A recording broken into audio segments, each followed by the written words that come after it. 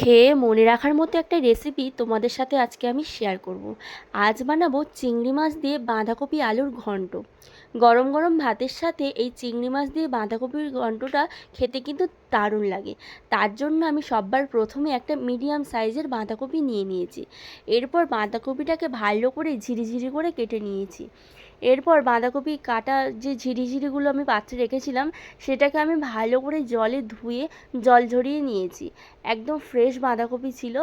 তো এরপর আমি বাঁধাকপিটাকে ভাপাবো না, কারণ অনেকেই ভাপিয়ে রান্না করো, আমি না ভাপিয়েই বাঁধাকপিটা রান্না করব।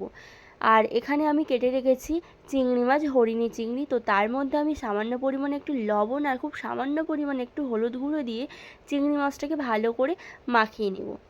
1 মিনিট পর আমি কড়াইতে তেল দিয়ে দেব। তেলটা খুব ভালো করে গরম করে নেওয়ার পর আমি চিংড়ি মাছটাকে দিয়ে দিলাম, দিয়ে হালকা করে চিংড়ি মাছটাকে ভেজে নেব। বাই দ্য ওয়ে, আমি প্রিয়াঙ্কা বালার ইউটিউব চ্যানেল থেকে তোমাদের সবাইকে জানাই অনেক অনেক স্বাগত। তো বন্ধুরা, ভিডিওটা প্রথম থেকে শেষ পর্যন্ত দেখতে থাকো। চিংড়ি মাছটাকে হালকা করে ভেজে নেওয়ার পর আমি কিন্তু তুলে নেব। তো এখন চিংড়ি মাছটা অনেকটাই ভাজা হয়ে গিয়েছে, চিংড়ি মাছটা তুলে নেব। গরম গরম ভাত দিয়ে কিন্তু এই রেসিপিটা দারুণ লাগে খেতে। আর তার সাথে যদি হয় ডাল আর গন্ধরাজ লেবু, তাহলে তো আর কোনো কথাই হবে না। তো বন্ধুরা, তোমরা কারা কারা এরকম রেসিপি খেতে পছন্দ করো অবশ্যই কমেন্ট সেকশানে কমেন্ট করে কিন্তু জানাতে ভুলো না। চিংড়ি মাছটা আমি তুলে নিলাম ভাজার পর। এরপর কড়াইতে আমি একটি জিরে ফোড়ন দিয়ে দিলাম, তোমরা চাইলে এখানে 5 ফোড়নও দিতে পারো। তারপর আমি দিয়ে দিলাম গ্রেট করা আদা রসুন। তো আদা রসুনটা দিয়ে ভালো করে আমি নাড়াচাড়া করে নেব। আর এই রান্নাটার মধ্যে আমি কোনো রকম পেঁয়াজ দেবো না, পেঁয়াজ ছাড়াই রান্নাটা করব, খেতে কিন্তু দারুণ লাগবে। তো হালকাভাবে গ্যাসের ফ্লেমটা রেখে আমি ভালো করে নাড়াচাড়া করে নিলাম।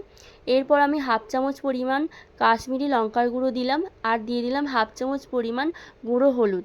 দিয়ে ভালো করে মশলাটাকে প্রথমে রেডি করে নেব।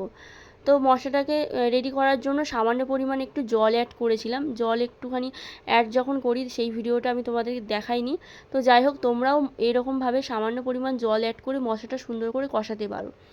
এরপর দিলাম আমি কেটে রাখা আলুগুলো দিয়ে ভালো করে আমি নাড়াচাড়া করে নেব 4-5 মিনিট মতো।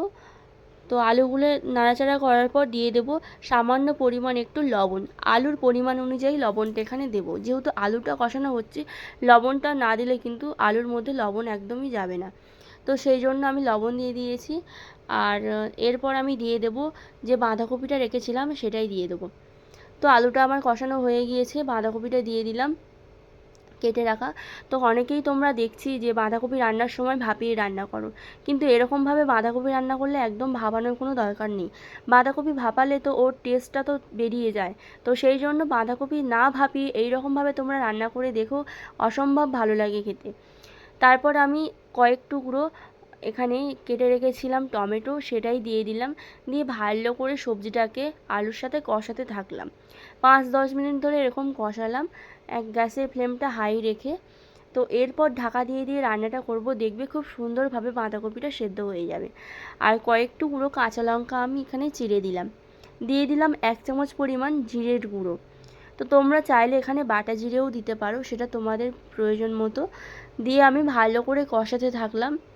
এরপর আমি খুব সামান্য পরিমাণ জল অ্যাড করে কিন্তু ঢাকা দেব, খুব সামান্য পরিমাণ। দেখো ঢাকা খুলে দেখাচ্ছি, ঠিক এই রকম পরিমাণ জল আমি দিয়েছি, বেশি জল দেওয়ার দরকার নেই। আর রান্নার স্বাদের ব্যালেন্সটা ঠিকঠাক রাখার জন্য সামান্য পরিমাণ একটু চিনি দিয়ে দিয়েছি, আর একটুখানি লবণ দিলাম।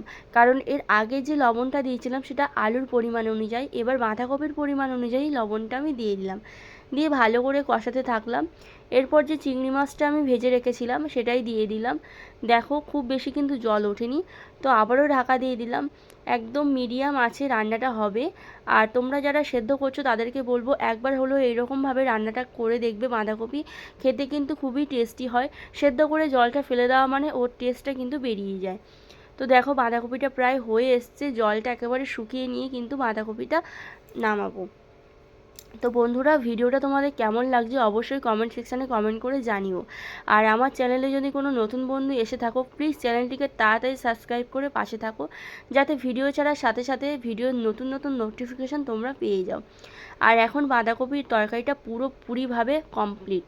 গরম গরম ভাতের সাথে এই বাঁধাকপির ঘন্ট যদি আমার পরিবারের মানুষজনদের দেওয়া যায়, তাহলে তাদের আর কিছুই লাগে না।